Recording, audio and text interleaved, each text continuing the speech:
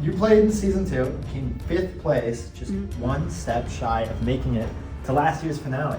What inspired you to return for season 3 of Survivor Bloomsburg? I returned because I had so much fun my first season that I played. I made a lot of new friends, and a lot of them said that they were going to be returning. So I was like, okay, let's go in with this alliance that we have and let's just dominate. So I had such a great time that I wanted to do it again. So how was your gameplay this season different? I did venture out and I talked to different people. So I think I was definitely more so on the side of creating the strategies a little bit more this season rather than just following along with them. If you had to compare your Gator team in season 2 with the Gibbon team in season 3, how do you describe them? No offense, Gator, love that team, love the people. We just could not win to save our lives. We were orange, nonetheless. We kept going, the tribal council losing all these members. And then this year I was on Gibbon, we kept winning the gold, Gibbon gold. So in episode 1, the first activity was the island hop. You had 30 seconds to get trios standing in the various hula hoops. How do you feel about the original trio that you formed with Chase and Connor? Was the goal for you 3 to be the final 3? I know that Connor had reached out to Chase on Instagram, kind of asking him if he wanted to be in an alliance. So I already knew I was going to be in an alliance with Chase this season. So I would say that we definitely knew that we wanted to be some sort of alliance. Your trio was chosen first by Mars, Hayden, and Jack to join them to form the OG Gibbon. How did you initially feel about that decision? I felt great with that because me and Chase were kind of hoping that Jack would choose us because we wanted to be with Jack again. We wanted to have that alliance with him again. Episode 2 on the quad, Gibbon dominated in all challenges. Tell us which ones were your favorite that night and why. I like that rope one where we had to untwist the rope just because it was kind of funny. There's a lot of teamwork, but I think just everybody kind of crowding around, just laughing and having a good time was just... In episode 2, we first learned of all the Gibbon players spilling the beans regarding the various idols and advantages they had found. Walk us through that moment. Evan shared his clue, and then you ended up secretly finding it for yourself. Everybody was kind of an open book that night. I knew a little bit better. I played the game before. So me, Chase, and Jack were kind of what the heck? At the point when Evan had shared with us that he had a note and that he said that he just wanted to be open and honest with the group, I was like, oh, great. And if people know you have that, that's gonna kind of backfire. While everybody searching, I'm kind of just thinking about the picture and I look down, I'm just oh shoot, there it is. So I grab it. But of course it was stuck to a stick and the stick broke. And so Chase turns around and goes, and I go, shh, don't tell. In episode 3, Gibbon didn't have to tribal at all again. Describe how you felt and which challenges you enjoyed the most at the rack. Bass kickball, I didn't do anything in, I'm not gonna lie. I played that yoga dodgeball. I think I hit somebody. I don't remember who it was, but I hit somebody with one of those big balls. Oh, I dominated at racquetball. How could I not remember? I got zero points. In episode 4, the first thing the Castaways encountered was the first team swap of the season. You ended up on the brand new Blue Lasula team with Yearly, Holly, Olivia, Scott, Hayden, and Dane. How did you feel about the introduction of the 4th team being split up from OG Gibbon? I was definitely a little bit nervous for me and Dane because we were definitely outnumbered and we had just come from this winning team. We're not necessarily sure how this new team will work. Like you said, you all dominated in the safety blocks challenge to win immunity, but tanked during the black hole challenge. What happened there? Okay, so the safety block challenge, it definitely took us a few rounds, but we eventually got it. Tried to get rid of all of our higher numbers, and then you eventually just got to the point where you... In episode 5, at the beginning, we saw several castaways jump in the pool before the very first challenge began to search for ducks with goggles. What were your thoughts about those castaways taking that leap of faith to find the ducks? When and where did you find yours that night? Thoughts are that I would have totally done that as well, jumped into the pool and gotten one of those ducks, but once again, I was too slow. Took a little too long in the changing room, started talking to people. You know me, I get a little carried away when it comes to talking. You could only technically get one, so he ended up giving me one of his ducks anyways. In episode 5, Chase got voted out the second time and unfortunately didn't survive Husky Island that time around. How did you impact your game moving forward without him? I was definitely very upset. I was ready to get revenge on the people that kind of, voted him out. I need to keep play safe here. In episode 5, another team swap occurred. This time you returned to Gibbon, but were now with Michael, Kelvin, Logan, and Joe. Thoughts about that new group at that moment? I'm not gonna lie, I was definitely very, very nervous. I mean, Gosh, love Big Mike. Like, you know, that was my boy, day one. When he got paired up with these other boys, you know how boys get. They have, like, this bond like no other. And I was the only girl on that team, too. So, like, maybe I was seen as, like, a weak link. I don't know. But I ended up winning, like, a challenge for us, or one of the rounds for a challenge that night. In episode 6 at the sports field, what were your thoughts when you saw the introduction of a 5th team this season called Orange Orangutans?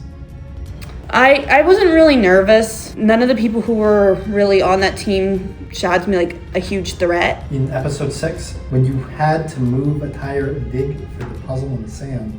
Moving the tire, no problem with. I honestly was not ready to hear that I had to be the one digging in the sand. It was honestly a little difficult because it was so cold out. The sand was freezing cold. In episode 7, how did you approach the voting process with 19 players all attending tribal council together for the first time? My name wasn't on the chopping block, so I felt like a happy camper. I was kind of used to it because I played season 2, so like I knew what it felt like and all like the chaos and how hectic it was when everybody first got to like vote together. In episode 7 at Redmond Stadium, you won your first individual immunity necklace doing javelin toss. What happened? I mean, I seem to win individual immunity every year there. So it definitely made me feel good, and I felt happy that I was one of the first individual immunity winners. Yeah. Same thing in episode 7. How did you strategize playing the Circle of Doom challenge? You had to secretly place the skulls facing a castaway to avoid being detected. Well, I obviously didn't strategize enough because apparently Father Joe, has like supersonic hearing. And as soon as I place it in front of him, snaps his head over at me. In episode 8, you were on the Ghostface Ghouls team, which seemed to not have the best game plan going into the human checkers. What happened there? I've never been a huge fan of checkers or chess, let me tell you. So I think that's kind of like what our downfall was probably communication. Episode 8, you were quite animated when Evan started creeping towards you in the Steal the Wig challenge, and then you just snuck up behind Jay and stole theirs. Tell us about that challenge. That was a really, really fun challenge. I really liked that challenge. It was definitely nerve-wracking. Like, I kept really, like, scared. Like, because, like, that's, like, something so easy. Like, what if it just falls off my head? But it was on there pretty good. Like, I was just, like, shaking it. So then it was me and Evan. Boy, we were going at it. We were like, whoa, whoa, you know? And then, like, I got his, like, literally, like, by a split second. I guess you could say it was by a hair. There you go. Yeah, there you go. In episode 8, you were paired with Logan for the Elevated Souls challenge in the ballroom and decided to tell him everything about your day. Did he ever say anything back or just listen? I think he told me some stuff and he was just stuck there. He had to be stuck there listening to me talk. How did you end up deciding to choose Alina Chaco as your friend for the Special Friends episode? Well, I had originally was thinking like I was gonna ask Gianna, which she was in season 2 of last year, just because I know how badly she wanted to do it. You know, and she was like dreading it. She's like, oh my gosh, hope I'm gonna do so bad. And I was like, listen, you're gonna do no worse than me. I lose every week. That's okay. In episode 9, what were your favorite challenges at the rec center and why? Definitely not that relay race, because everybody in my group got disqualified. I guess badminton then. I like badminton a lot. I have a badminton net in my yard. Same thing in episode 10. With only 7 players left in the game, the OG Gibbon decided to keep the last Bonobo player, which was Scott, and voted out Dane instead. What made Dane such a threat to keep around longer? Dane was just a very likable player. He won a lot of immunity challenges. He was a good strategizer. In the season finale, you struggled with the spelling of the Grivet boxes to make your tower, which gave Connor a great lead to start. But then you came right back and caught him in the conehead leg of the race. Tell us how you felt with that challenge. I was definitely nervous going into it just because, you know, this is the last challenge to guarantee your spot in the final 3. I liked the challenge a lot. It was just very nerve-wracking. I was very nervous. I get shaky. How did you keep your shaky hands steady? So like I'm just kind of used to it, and then like I kind of just drowned out. Like there's like so many people around too. Like I couldn't even look up at them. Otherwise I'd get nervous. It was very hot up there because all those lights beaming on you.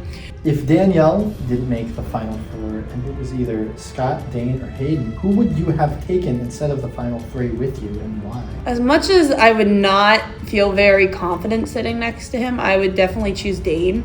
results of season 3 almost ended in a 6-6-1 tie, in which you would have had to cast a tie-breaking vote. If it were a tie, who do you think you would have voted for? I don't know. Like, I don't even want to choose. Like, I think that they both played great games. So I think I'd probably have to go with Danielle just because I didn't know she was working with Dane one-on-one, and I didn't know like that puzzle thing that she figured out, like all the legacies and everything, that was pretty impressive. You only received one vote from the 13-member jury. Why did you feel the jury decided the way they did? Do you feel that perhaps it was an issue of jury management over the season? And maybe I'm just being biased because it's myself, but like, I don't think I only deserved one vote. I feel like looking at my game, I had a physical game, I had a social game, I had a mental game. You never had to go to Husky Island this season. How did you feel about the inclusion of it this season and how it impacted the game? But I think that it was a really neat idea. I think that it reminded me just like of like the real show. That's something they did. Now, would I have been mad if like somebody who went there had won? Maybe. Now, what did you learn about yourself by participating in Survivor Bloomsburg season 3? I am very good with talking, and that I can get people to like work with me. What do you feel makes the Survivor Bloomsburg experience so unique and fun to do or even watch as a spectator? You are going into a game with, however many other people it is in your specific season that you don't know. You would like to thank who is supporting you in this campus competition? Friends, family, others, any shout outs? Definitely my family. My family watches every week. Other people I want to shout out are definitely my friends. Definitely Alina. She even supported me at the finale. She participated with me this season. So that's my girl. Definitely got to give her a shout out. And then of course another shout out is just Chase. He supported me since day one in the game. I know he was playing alongside me, but even when he was voted out, he continued to support me. He'd continue to ask me how I was doing, and then he even came on the finale night and was cheering for me all night long. So that was definitely great, and I really appreciated that. Oh, and Linus. Thanks, Linus, for writing that paragraph. That's another supporter I have, a new supporter. There you go. I hope he's watching this. Hey, Linus. If you could tell other students why they should consider applying for next year's Survivor Bloomsburg Season 4, what would you tell them? I would say definitely do it. It's a super fun time, dedication of your time, but it's only on Tuesday night. The memories you get from it are just awesome. Any final thoughts? I'm happy that I made it as far as I did this season. I'm super proud of all the people that I sat with into the last episode with as the Final Four. I'm super proud of Danielle for pulling off that win and sharing her story. Couldn't be more proud of her. Maybe I will be returning for next season. You'll never know. My torch technically never got snuffed, so what to say about fire, it only continues to grow.